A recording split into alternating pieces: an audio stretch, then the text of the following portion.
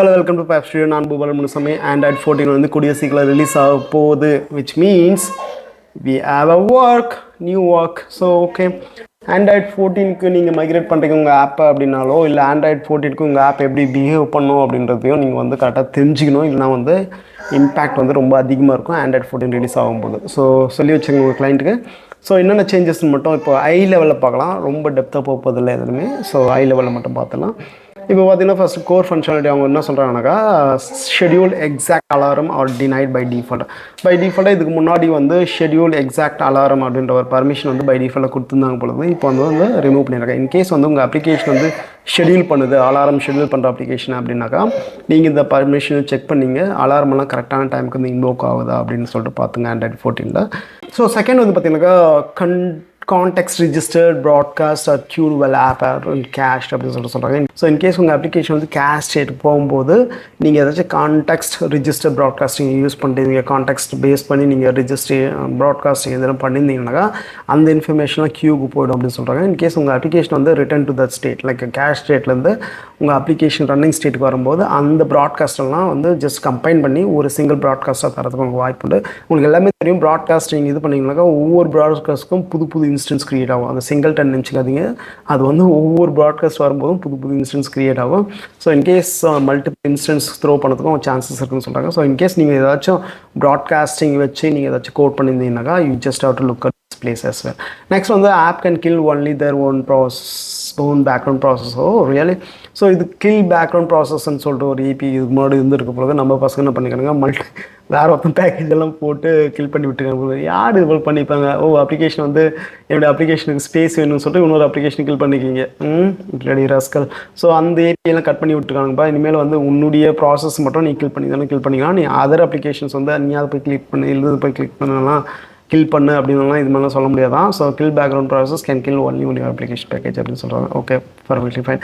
அப்புறம் வந்து MTU set to 517 for the first GATT client requested at MTU. இது வந்து something related to the Bluetooth specifications எல்லாம் நிறைய இருக்குல்ல, அது வந்து 517 சொல்லிட்டு வச்சுருக்காங்க. ஸோ இன்கேஸ் ப்ளூடூத்தில் யாராச்சும் ஒர்க் பண்ணுறீங்க அப்படின்னாக்கா ஸோ 517 என்னென்ன கைட்லைன்ஸ் யூஸ் பண்ணுதுன்னு சொல்லி பார்த்து தெரிஞ்சிங்க. So you may have to do some changes on this as well. Next வந்து new reason and app can be place இந்த ரெஸ்ட்ரிக்டட் ஸ்டாண்ட் பை பக்கெட்ஸ். ஏதாச்சும் நீங்கள் ப்ராசஸ் ஒன்று க்ரியேட் பண்ணுறீங்க, அந்த ப்ராசஸ் வந்து நிறைய த்ரோ பண்ணிட்டு இருக்குது, நிறைய ப்ராப்ளமெட்டிக்காக இருக்குனாக்கா அந்த ஸ்பெசிஃபிக் ஆப்பெல்லாம் வந்து இந்த ரெஸ்ட்ரிக்டட் ஸ்டாண்ட் பை பக்கெட்டில் போகிறதுக்கு சான்சஸ் இருக்குதுன்னு சொல்கிறாங்க. Android 14ல் வந்து புதுசாக சில ரீசன்ஸ் எல்லாம் இன்க்ளூட் பண்ணிக்கலாம்.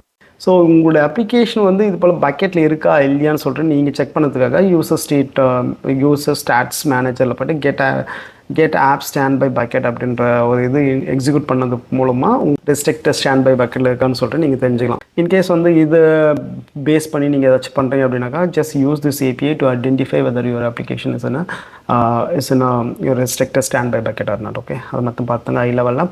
நெக்ஸ்ட் வந்து செக்யூரிட்டி என்னென்ன பண்ணி வச்சுருக்காங்க அப்படின்னாக்கா உங்களுடைய ஆண்ட்ராய்டு ஆப் 14 ஆப் வந்து டார்கெட் SDK வெர்ஷன் வந்து லெஸ் தென் யூஸ்வலாக நம்ம வந்து targeted SDK version cradle file இருக்குல்ல, அது யூஸ்வலாக நம்ம அப்டேட் பண்ணிகிட்டே இருப்போம் ஒவ்வொரு ரிலீஸ்க்கும்.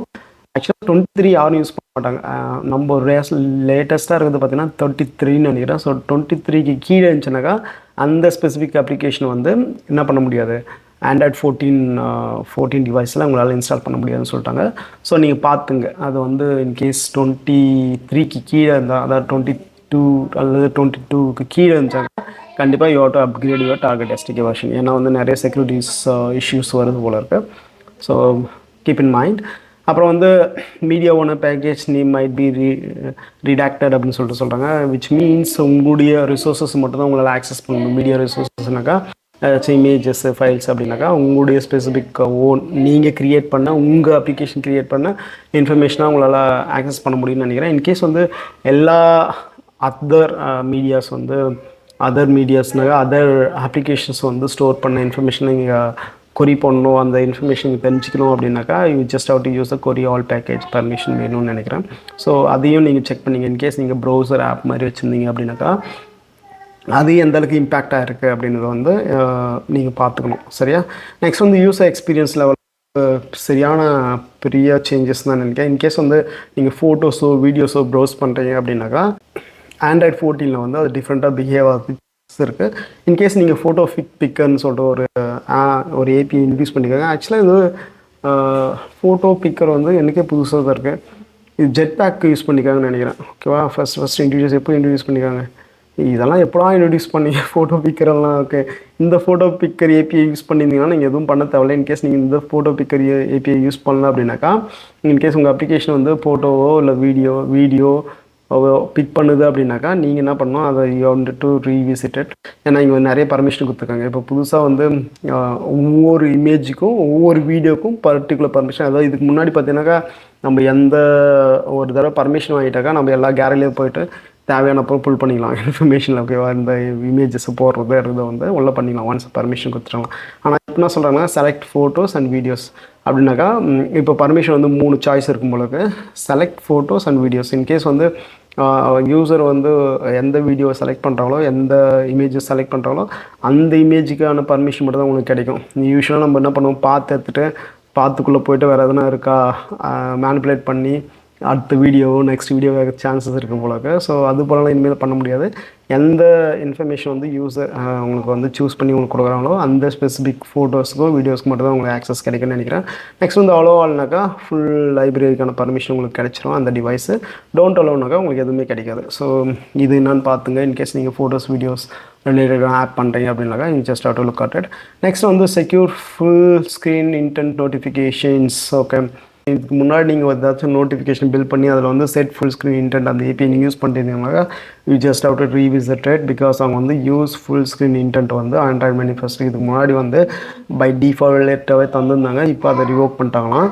அது வந்து கூகுள் ப்ளே ஸ்டோரே ரிவோக் பண்ணுறோம் அப்படின்றாங்க. So that is become a more restricted at the moment. So நீங்கள் அது என்னன்னு பார்த்துங்க. இன்கேஸ் நீங்கள் அந்த ஏபிஐ யூஸ் பண்ணிட்டீங்கன்னா கோடில் போய் சர்ச் பண்ணி பாருங்கள். இன்கேஸ் எங்கேயாச்சும் யூஸ் பண்ணிட்டீங்க அப்படின்னாக்கா அதுக்கு என்ன ப்ரொவிஷன்ஸு, அதை எப்படி ஜஸ்டிஃபை பண்ணுது அப்படின்னு பார்த்துங்க. ஏன்னா அது கூகுள் ப்ளே ஸ்டோரி ஒர்க் பண்ணிதுன்னு சொல்கிறாங்க.